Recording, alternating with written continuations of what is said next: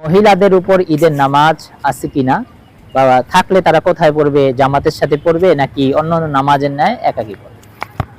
এক্ষেত্রে সবচেয়ে সুন্দর উত্তর হচ্ছে যে মহিলাদের উপর ঈদের নামাজ এবং জুমার নামাজ ওয়াজিব নয়। এই জন্য তারা ঈদগাহে অথবা বাসায় বসে তারা ঈদের নামাজ এবং জুমার নামাজ পড়বে না, বরং এই সময় তারা পারিবারিক কাজে ব্যস্ত থাকবে। একটি হাদিস রয়েছে যে নবীজি সাল্লাল্লাহু আলাইহি ওয়াসাল্লাম মহিলাদেরকে ঈদের দিন নামাজের আদেশ দিয়েছিলেন।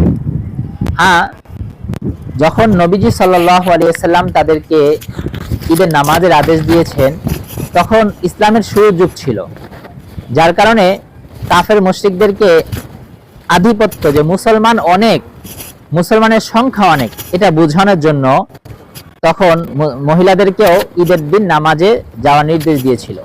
এমনকি এটাও বলা হয়েছে যে যারা ঋতুবর্তী মহিলা তারাও যাতে করে ঈদের দিন নামাজে অংশগ্রহণ করে, নামাজ পড়বে না বরং তাদের সাথে কি দোয়া করবে।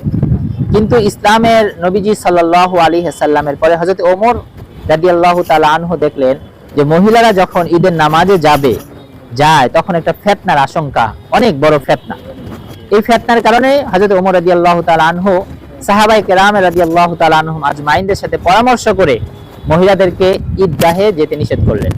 এমনকি তখন হযরত আম্মা জান আয়েশা সিদ্দিকা রাদিয়াল্লাহু তাআলা আনহা পর্যন্ত হযরত ওমর রাদিয়াল্লাহু তাআলা আনহুর এই কথা এবং এই আদেশের বিরোধিতা করেন নাই, বরং সমর্থন জানিয়েছেন।